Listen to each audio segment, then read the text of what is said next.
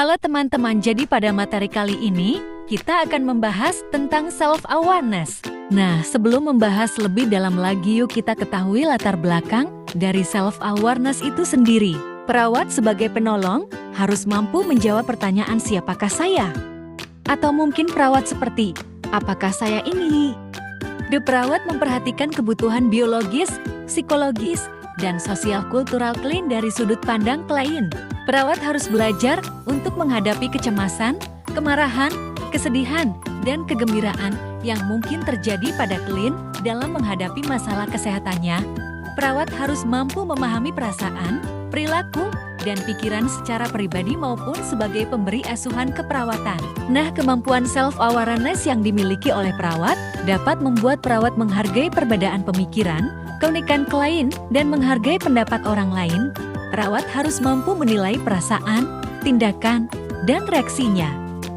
Campbell pada tahun 1980 mengidentifikasi self-awareness dalam model keperawatan holistik yang terdiri dari 4 komponen yang saling berhubungan, yaitu psikologis, yang berarti mengetahui emosi, motivasi, konsep diri, dan kepribadian. Menyadari aspek psikologis berarti peka terhadap perasaan dan kejadian di luar yang memengaruhi perasaan tersebut. Yang kedua ada fisik, yang berarti mengetahui fisik diri sendiri dan secara umum seperti sensasi tubuh, gambaran diri, atau citra diri, dan potensi diri. Yang ketiga ada lingkungan, terdiri dari sosio-kultural lingkungan, hubungan dengan orang lain, dan mengetahui hubungan antara manusia dengan alam. Yang keempat ada filosofi, artinya merasakan makna hidup. Filosofi pribadi tentang hidup dan mati di sini maksudnya bukan dalam artian spiritual, namun lebih kepada tanggung jawab dan etika dalam berperilaku. Next ada gambaran kesadaran diri, ditunjukkan oleh Johari Window, yang terdiri dari 4 kuadran, di mana setiap kuadran menggambarkan perasaan, tingkah laku, dan pikiran seseorang. Perubahan pada satu kuadran mempengaruhi kuadran yang lain. Nah, gambaran kesadaran diri ada 4 kuadran, yaitu kuadran 1 yaitu the open self, kuadran 2 yaitu the blind self, kuadran 3 yaitu the hidden self, dan kuadran yang keempat adalah the unknown self. Mari kita bahas pada kuadran 1. Kuadran 1 adalah diri yang terbuka, yang berarti diketahui oleh diri dan orang lain, informasi, tingkah laku, sikap, perasaan, hasrat, motivasi, dan ide. Diri yang terbuka diperlukan dalam komunikasi, sehingga ada perasaan saling mengerti dan memahami satu sama lain. Daerah terbuka masing-masing individu akan berbeda besarnya tergantung dengan siapa lawan kita berkomunikasi. Ada orang yang membuat kita merasa nyaman dan mendukung kita terhadap mereka.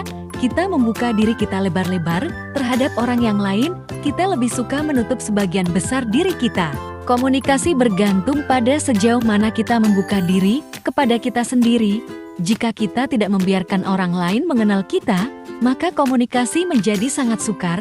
Kita dapat berkomunikasi secara bermakna hanya bila kita saling mengenal dan juga mengenal diri sendiri. Perubahan pada daerah terbuka akan mengakibatkan perubahan pada kuadran yang lain.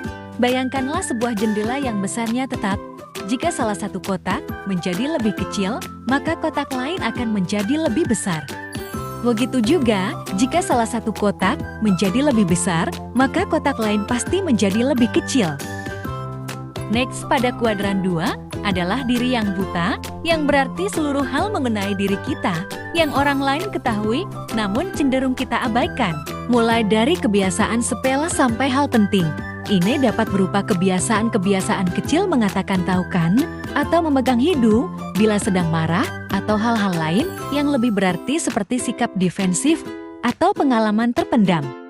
Sebagian orang mempunyai daerah buta yang luas dan tidak menyadari berbagai kekeliruan yang dibuatnya. Umumnya banyak orang bersedia mendengar tentang diri mereka, tetapi baru saja komentar negatif muncul, mereka bersikap membela diri. Komunikasi menuntut keterbukaan pihak-pihak yang terlibat. Bila ada daerah buta, maka komunikasi menjadi sulit.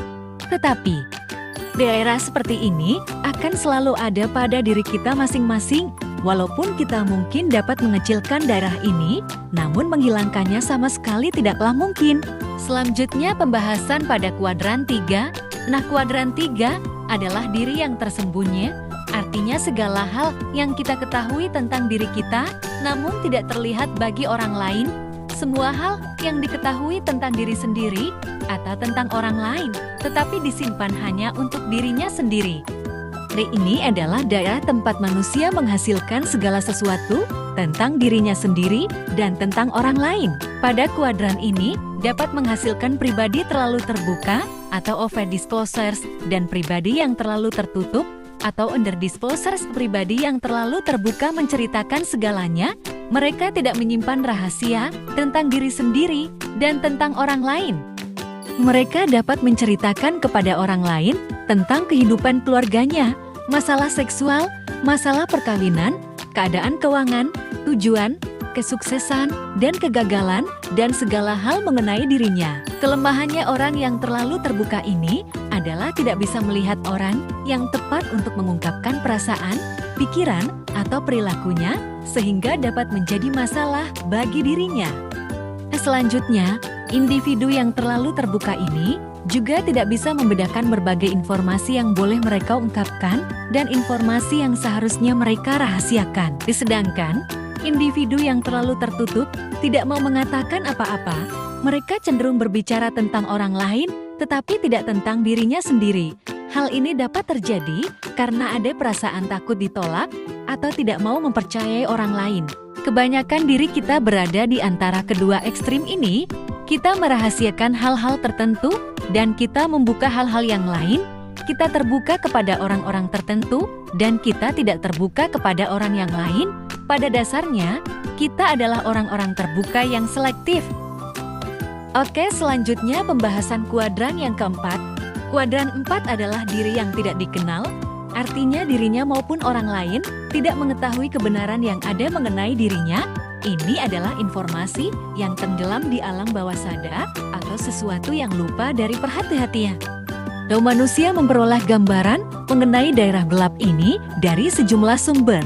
Ada kalanya daerah ini terungkap melalui perubahan temporer akibat minum obat, melalui kondisi eksperimen khusus seperti hipnotis atau deprivasi sensori, atau melalui berbagai tes proyektif atau mimpi. Eksplorasi daerah ini melalui interaksi yang terbuka, jujur, dan empati dengan rasa percaya dengan orang lain, orang tua, sahabat, konselor, anak-anak. Kekasih merupakan cara efektif untuk mendapatkan gambaran. Ada 3 prinsip yang dapat membantu menjelaskan tentang fungsi diri menurut Stuart tahun 2009. Yang pertama yaitu, perubahan satu kuadran akan mempengaruhi kuadran yang lain. Yang kedua, semakin kecil kuadran 1, maka semakin buruk komunikasi yang terjadi. Dan yang ketiga, memahami hubungan interpersonal, berarti perubahan telah terjadi, sehingga kuadran 1 lebih besar dari kuadran yang lain. Next, cara meningkatkan kesadaran diri. Menurut Stuart tahun 2009, yang pertama bertanya pada diri sendiri, dengan bertanya siapakah saya?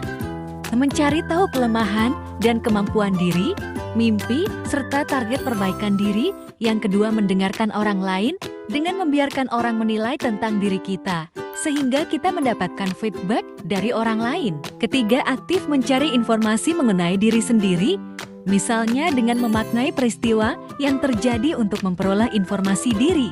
Yang keempat, melihat sisi diri yang berbeda, yaitu dengan melihat diri dari kacamata orang lain. Dan yang terakhir, meningkatkan keterbukaan diri dengan memaknai setiap interaksi yang diperoleh. Oke, sekian pembahasan mengenai self-awareness. Semoga dapat bermanfaat dan semoga bisa dipahami. Terima kasih. Tapi sebelum itu, ada tugas nih mahasiswa buat kelompok ya. Setelah itu silahkan nilai diri atau analisa sendiri berdasarkan jauh hari window dan nilai satu orang teman. Bandingkan pendapat orang tentangmu. Selamat mengerjakan ya.